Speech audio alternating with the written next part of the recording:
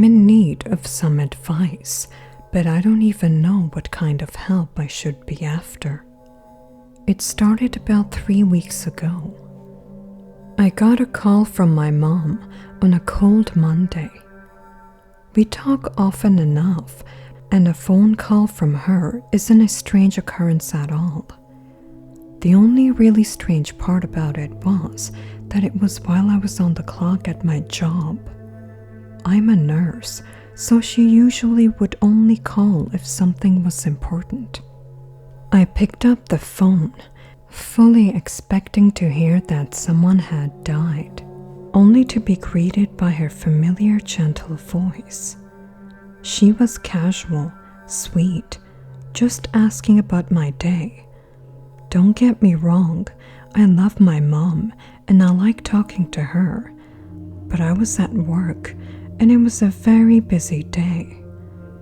I tried to politely excuse myself and get back to what I was doing. Before I could hang up, she said something that caught me off guard. "I'm glad you're sleeping better. You looked so peaceful." I was caught a bit off guard by this. You see, I'm in my 20s and I've lived alone for almost 7 years now. What's more, my mom lives about 200 miles away from me. I didn't think much of it at the time, but as the day went on, for some reason, it bothered me more and more. After my shift, I called her again, and again, she began a casual, cheery conversation with me. What she had said earlier was burning into my brain at this point, so I asked her what she meant by that. Without missing a beat and in the same happy tone, she told me, "Well, you've been tossing and turning. I was just happy to see you sleeping peacefully last night."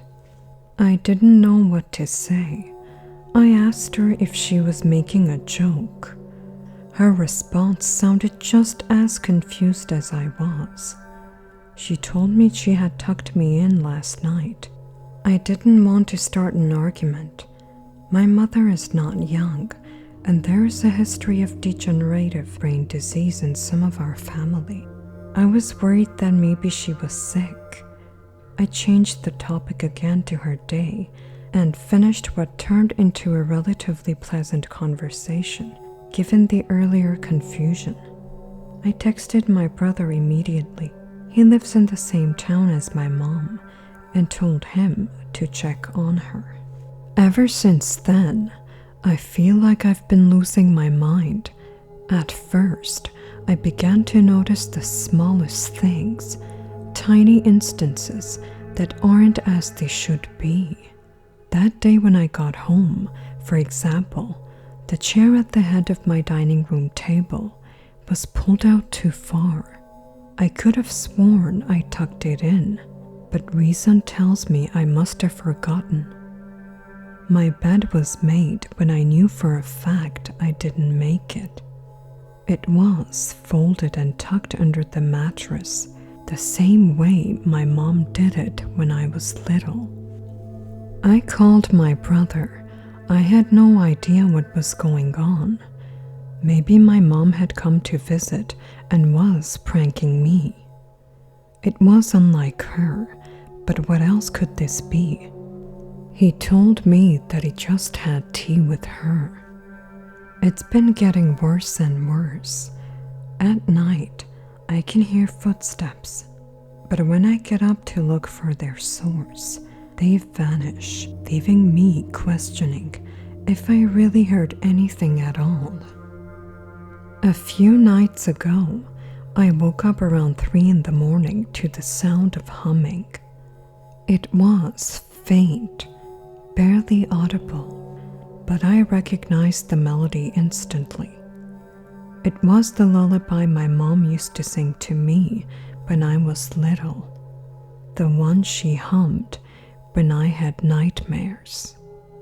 I froze. It was coming from my bedroom doorway. I couldn't bring myself to look. I just shut my eyes and lay there, stiff under the covers, trying not to breathe too loudly. Eventually, the sound faded. When I finally worked up the nerve to turn on the light, the room was empty, but the closet door, which I always leave open, was shut. I've been calling her during the day, but it's no use. She either denies any of it or simply speaks as if nothing was wrong. More often than not, she goes off on tangents that frustrate me to no end. I even recorded our last conversation, thinking maybe I could catch something, some slip, some change in her voice that would make sense of this. But when I played it back, the audio was crystal clear. Too clear. There was no background noise at all, no ambient hum, no shuffling, no clink of a spoon in her teacup like there always is. Just her voice, bright and cheerful, telling me she was proud of me, that I looked so calm now. I hadn't told her I was recording, and yet, right before the call ended, she said, "You should stop doing that. It's not polite." I've grown paranoid. I don't sleep in my bed anymore. I've taken to sleeping on the couch instead. But without fail, I wake up in my bed, neatly tucked under the covers. Last night, I stayed awake as long as I could. I thought I could catch it in the act. I could prove to myself that this wasn't just in my head. I don't remember falling asleep, but I remember waking up. And I remember the hand that pulled the blanket over me. It wasn't hers. It was colder, thinner. The fingers were too long, and they didn't tremble the way hers used to. When it touched my forehead, there was no warmth, just a kind of pressure, like it was memorizing me. I kept my eyes shut. I don't know why. I think if I looked at it, it would look back. But it knew I wasn't asleep. I can't explain it, but I could feel that it knew. It leaned closer. I could feel it, the weight of it pressing into the mattress beside me, slow and deliberate.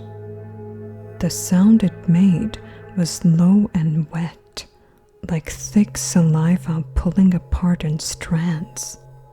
Something dragged across my cheek.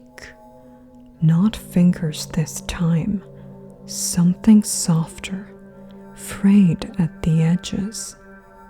Hair maybe, but it smelled like meat left too long in the sun. Then it spoke. "You don't cry anymore, not like before." Its voice was trying to be hers, but it wasn't right. The words came out broken, halting, and slow, like someone reading phonetics off a cue card. And underneath it, something else breathed. Something heavier, labored, excited. I opened my eyes. There was nothing there, but the blankets were rising and falling beside me like someone invisible was still lying there, mimicking my breath. The indentation in the mattress was fresh, deep, and smeared along the pillow next to me was a thick dark streak, brown, red, and rotting at the edges, like old blood mixed with dirt. When I looked back at the mirror, there was something sitting on the edge of the mattress. At first, I thought it was her. The hair was the same length, same part down the middle, but it was patchy, thin and coarse in some places, clumped like wet straw in others. Tufts were missing altogether, exposing skin that looked stitched, like burlap pulled too tight over something that wasn't a skull.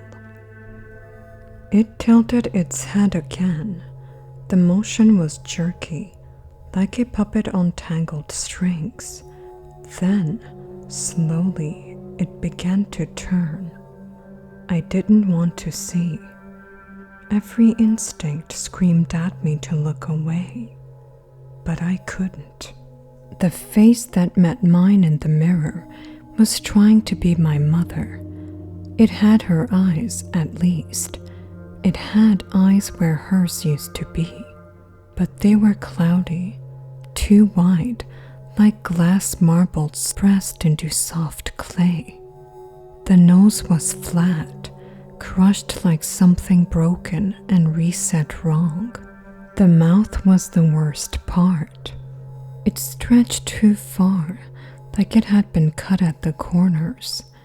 The lips were split and scabbed, peeled back in a permanent smile that showed rows of tiny baby-like teeth, dozens of them, too white, too clean. It was brushing its hand across the pillow, slow and tender. And then it looked up, not at the bed, at the mirror, at me, and it smiled. I backed away from the mirror, heart pounding so loud I could barely hear myself think. I didn't want to see it anymore. I didn't want to see me. But I couldn't look away. The thing on the bed tilted its head slowly, like it was curious. Then it raised one long shaking arm and waved. I turned. Nothing was there. When I looked back at the mirror, it was gone. The bed was empty again, just rumpled blankets and silence. I stood there for a long time, barely breathing, too afraid to move. And then my phone rang. It was my mom. Her voice was soft, calm. "Don't be scared, sweetheart," she said.